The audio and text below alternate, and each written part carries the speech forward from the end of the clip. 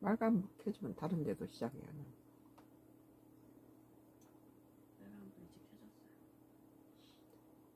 오늘 머니투데이 2026년도 1월 12일자 기사입니다.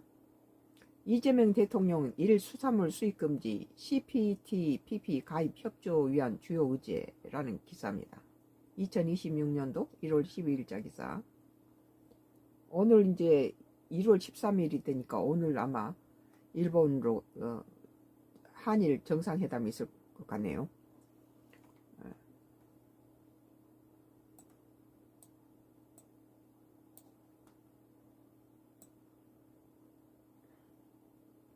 이재명 대통령이 후쿠시마산 수산물 금지 조치에 대해 단기적으로는 어렵겠지만 CPTPP 포괄적 점진적 한태평양 경제 동반자 협정 가입을 위한 일본의 협조를 얻어내기 위한 그것도 중요한 의제라고 밝혔다.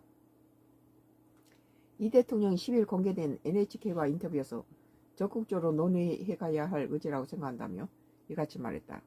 CPTPP는 일본과 캐나다, 호주 등 12개국이 참여한 메가 FTA 자유무역협정이다. TPP 환태평양 경제 동반자 협정이 도널드 트럼프 일개 행정부 시절인 2017년 미국 탈퇴로 동력을 잃자 일본 등이 중심이 돼서 CPTPP를 출범시켰다. 과거 정부에서 CPTPP 가입을 검토한 적이 있으나 당시 일본에서 제기된 신중론에서 진전을 보지 못했다. 이 대통령 일본 수산물 수입 문제가 또 하나의 중요한 의제가 될 가능성이 많다.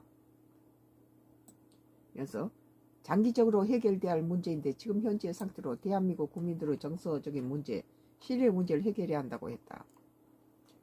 이 대통령은 또 과거 직신은 하되 협력할 부분은 협력하면서 서로 손잡고 미래로 함께 나아가자는 것이 제가 일본 국민들께 꼭 드리고 싶은 말씀이라고 말했다.